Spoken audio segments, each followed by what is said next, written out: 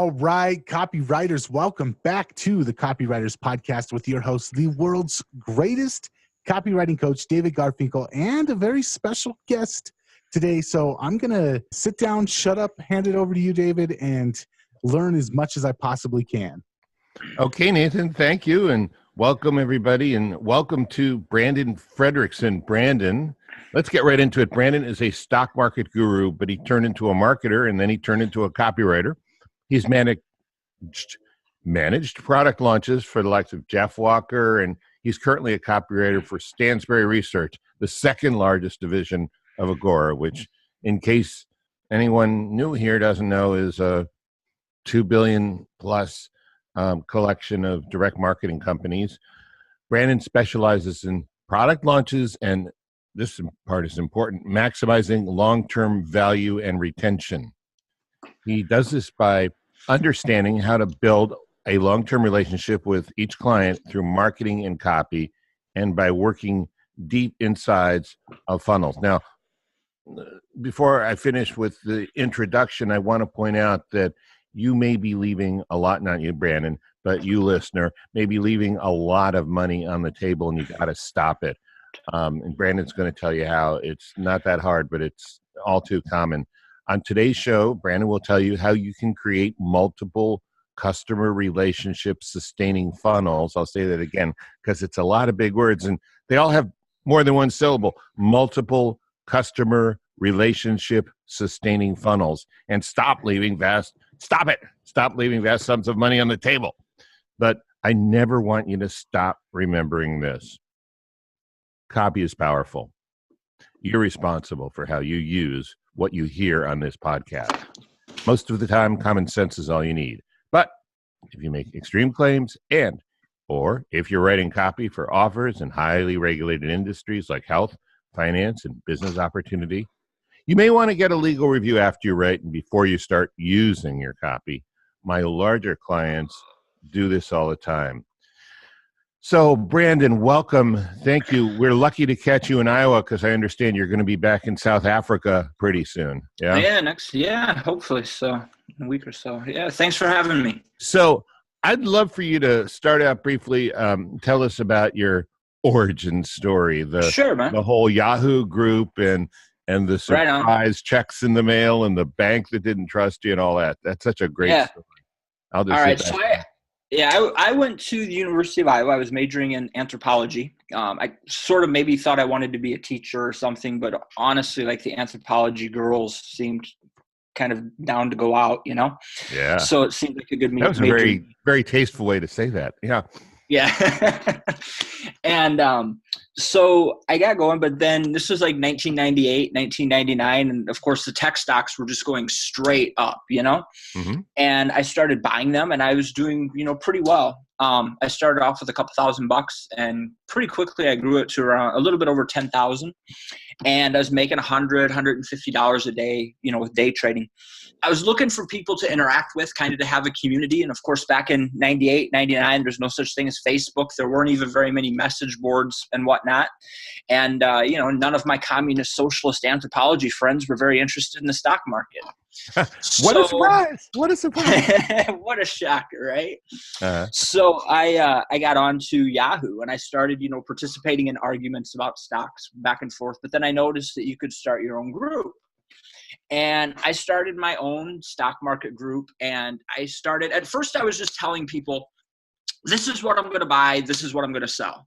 But then people started asking me, well, what's the work that's going into this? What's the analysis that's going into this? So I started kind of sharing it. And I mean, to be honest, I looked like a stock market genius, but I wasn't. The market was going straight up and all you had to do was buy tech stocks and you looked like the smartest person alive. Yeah. And, being like 19 years old, I didn't have any concept that I should, worry about certain things. I just bought like crazy and I looked like the smartest guy in the world. So anyway, one fine day in November, my girlfriend asked me to drive her to class because it was raining and it was an ice storm and I totaled her car. Oh, man. So the only money I had is this $10,000. And I had to buy her a new car. I wasn't insured on her car, so I had a problem at that point. It was like time for Brandon to get a real job, and that didn't sound appealing to me after I grew up on a farm and wasn't having to work. This was nice. So one night I'm just sitting there and I'm trying to think what to do. And sometimes you just have moments of desperation and then pure inspiration hits you. And, today this would make sense. I'd grown this Yahoo group to, 25, 30,000 people. Everybody today would be saying, monetize it. But back then that was not, that wasn't the case. I mean, the only thing they sold on the internet was porn and, that's at least the perception that people had. But I just had this idea. I thought, well, if just 20 of these people will send me 50, if 50 of these people will send me $200, then I will have $10,000. I can get her a car, and then I'm sorted, right? So I just sent out this terrible letter. It just said, I'm working really hard for you, and it's not fair, and you're making a lot of money off of my work. So send me $200 if you want me to keep working for you. And by some miracle, 919 people sent me a $200 check. Wow. And so then I thought, wow, this is better than the stock market. So at that point, I kind of started, searching things, and I came across like Drayton Bird's book, Common Sense Direct Marketing, and his book on writing a sales letter, and Carl Galletti, some Gary Halbert things. And I was just off and rolling from there. So then and I did the stock market guru thing up until 2006. And then I was always better at marketing than I was at picking stocks, especially after the market really started, to go down a lot. And you didn't just have to buy something to make money. But I'd grown that business over time to several $1 million a year. And everybody in that market kind of knew me as a pretty good marketer. So I just started going out and getting clients. And then eventually I ended up working with Jeff Walker and with Chris Haddad. And when I was working with Chris, he told me, man, you actually have you could write copy too if you really focused on it and you wanted to, because your writing is pretty good. And so then I kind of got a little bit more serious about it. But it's really just been the last maybe, a year and a half or 2 years that I've kind of seriously started to focus on copy, not just marketing. I've been a marketer. I've always, I guess, been a marketer that can write copy. And now, working a lot on my copy, obviously, I'm able to work with Mike Palmer and Patrick Beauvais, and they're two of the best in the world. So absolutely. So let's talk about, I think, maybe what got their attention. Obviously, you're a good copywriter, but you got to have a specialty that as rare as copywriters are. I think your specialty is even rarer. Maybe it shouldn't be, but should and is are usually two different words. So my thought is everybody likes the glory of being a copywriter and getting the acclaim, and it's fun to write these letters and then never have anything to do except write another letter and collect all these royalties. But from the business point of view, from the point of view of the marketer, the company that's actually selling something, once you use the letter to create a customer, you've got this customer relationship. And even if people, they send them a daily email and, they do JVs and stuff, they're not really cultivating a long-term relationship. And that's what you figured out how to do. Yeah. And there's maybe, I'm guessing, I remember old Alex Mandosian. I say old, not that he's that old, but 10, 20 years ago, he said the fortune's in the follow-up. And, when you first get the customer, that's only one out of every $5 you're going to make. What do you think about all that? Well, first of all, I'd suggest for copywriters, the compensation structure for copywriters many times is not sort of in the best interest of either the business owner or the copywriter, right? So if you're able to develop these relationships with people, talk to the business that you're with, because a lot of times the copywriter is only going to get paid on the sales letter that he writes, not advancing that funnel. If you can get yourself paid on advancing that funnel, you're going to set up an annuity for yourself. Advancing that funnel, could you describe in painful detail what that means? Sure. So, I mean, just coming up with, better gauntlets for them, which is just a follow-up sequence, better list segmentation to find out where people are in the relationship, where it diverges. And so, okay, this person did, one thing, so they're thinking, something else than this person. Mm-hmm. And follow up with them differently. One of the earliest experiences I ever had with really developing relationships and following up with people was that I noticed that people were staying. We had this chat room where we were giving day trading picks, and I noticed that people. This is way back in the day with your. Way back in the day. Yeah, way back in the day when I was still a communist hippie. But I noticed that people stayed with us like 6 or 7 months and then left. Yeah. And I just had this idea, like I just sent, at first it was just a little gift certificate. Thank you, like this, I don't know, like a clingy boyfriend or clingy, girlfriend or whatever, it's our 6-month anniversary. Yay. And I sent it to them, and I noticed that the people that I did that to tended to stay longer. And I thought, damn, that was worth spending a couple of bucks on, because we're charging $300, $400 a month for that chat room. Wait a second. Let me slow you down here. These people are paying you $300, $400 a month. Now, when you send them a certificate, it's not like, they get to go to Denny's with it even. It's just like, thank you. I'm really glad you're here. That's it, right? Like a thank you. We sent, I sent like a gift card to them, a cheap gift card. But then what we did actually was later, I thought. Like a gift card for Starbucks or something like that? Yeah. You send them a certificate with a $10 gift card, and they continue longer to pay $300 a month. Yeah, it was extended. The math impaired, that's not too hard to do. That's not too hard, right? I mean, it was funny too, because like I said, my wife at the time, my ex-wife now, she was really pissed. She's like, they're going to leave anyways, so why are we sending them this, but then they stayed. And then I thought too and they stayed, and then I actually started experimenting with different kind of gifts, and eventually got to the point where we're actually sending them steak. And that actually extended people for a year. So I spent like $100 to send somebody some steak, right? But I made like $2,000. So let's do the numbers. I really want to get back to it, because this might be flying over people's head. You spent $100 and people sent you an additional $3,600. No, it's make them stay for about another 6 months. So call it, around 2,000, and some of them would leave. So let's just say the average was around 1,000, 1,500, 1,000. I don't remember. That's pretty hard to do in the stock market, right? You buy a stock for $100, get it to raise to $1,000. Okay. Yeah. I'm sorry to slow you down, because I know you got all this energy, but I want people to see the value of these simple little things. And I'm also really glad that you brought up that your wife was pissed. Not that marital discord is an exciting thing, or maybe whole movies or plays have been written about, but a whole other thing. Yeah. But because your wife was a perfect avatar for most business owners, most people, the way most otherwise intelligent and successful people think. Yeah. I mean, her thought was, they're going to be leaving us anyway, so what the hell are we spending extra money for? Yeah. Yeah. How did you know that they wouldn't?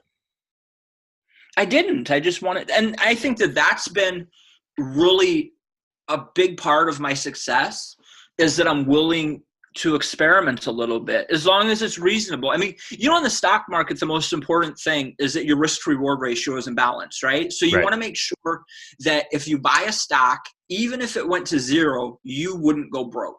Right? Even if it was a catastrophe, you'd be okay. And I've always just taken the same approach to my marketing. I'm willing to test little things out and then just see what works. And, most of the stuff that I test doesn't work. It's exactly the same as the stock market. Most of the stocks you buy aren't going to be home runs, but the ones that are home runs more than make up for those little hits that you test, and I just thought, it doesn't hurt us to test this on like 20 people and see what happens. You sound like you could be a great venture capitalist if you wanted to. I've done that before. So yeah. You have exactly the right mindset. So, all right, let's get down to brass tacks, if you don't mind. I know I'm going all over through time and everything, and but for people on this call, what money are they leaving on the table? Either business owners or copywriters or both.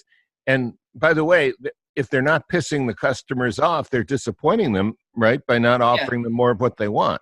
Yeah, absolutely. I mean, look, if somebody's bought something from you, they probably want more from you. There's always, I've never really found a level that you can't go to.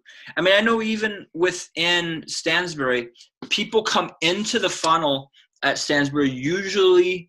So I'm writing a sales letter right now for PSI, which is Porter Stansberry's front end product. It's $39. That's where they're coming in at, right? It's a newsletter, right? Yeah. And we also have like a $5 book, even a $5 book offer. So that's the lowest end that people come in at is a $5 book offer.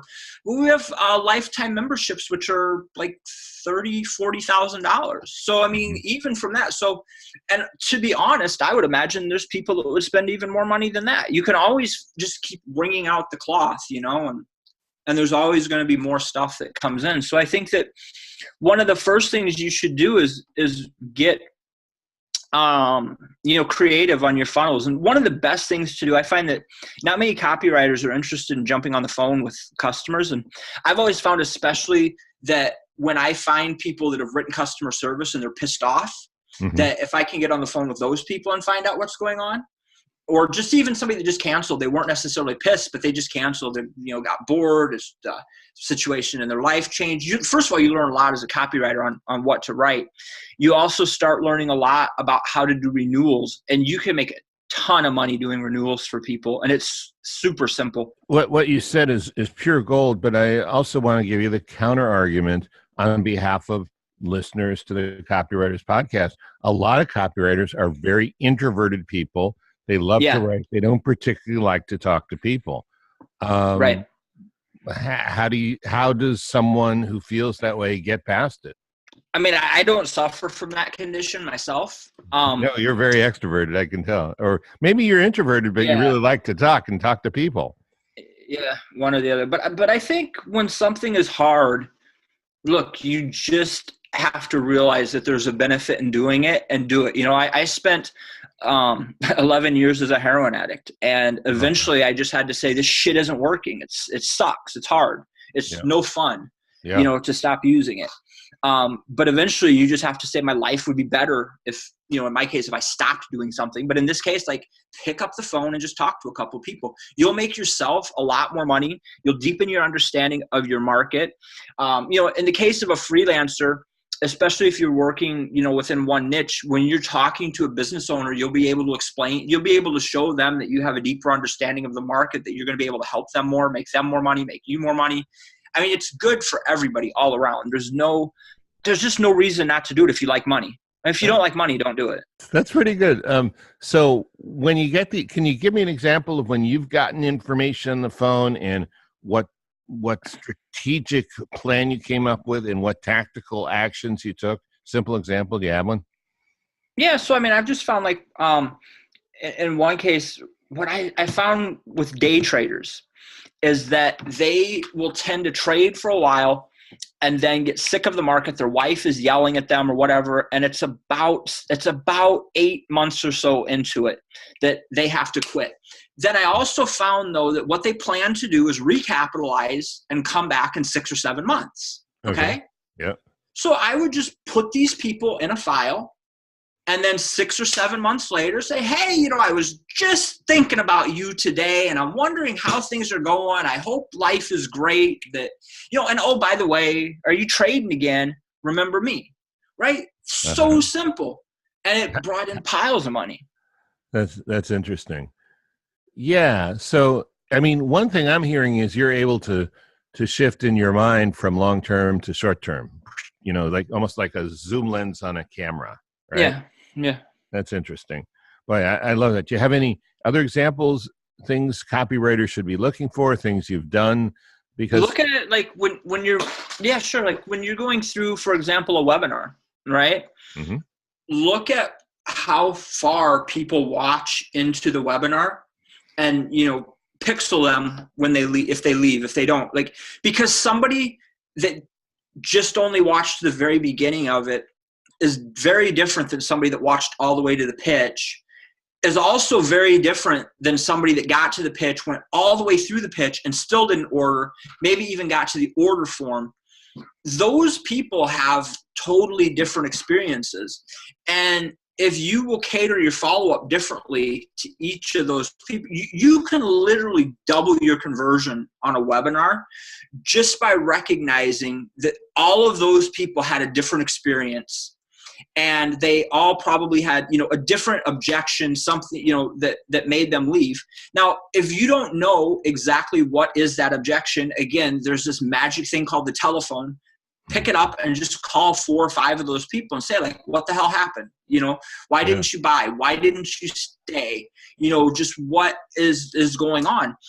And again, then this is something that you can do so simply too, because look, if you're a decent copywriter, you can put together an email sequence follow through to get these people back on track, just a day or two. It's not a long-term project like writing a whole sales letter or a whole webinar. And again, it's something you can do that's probably going to, double the response of this webinar. You're going to make more money. The client's going to love you.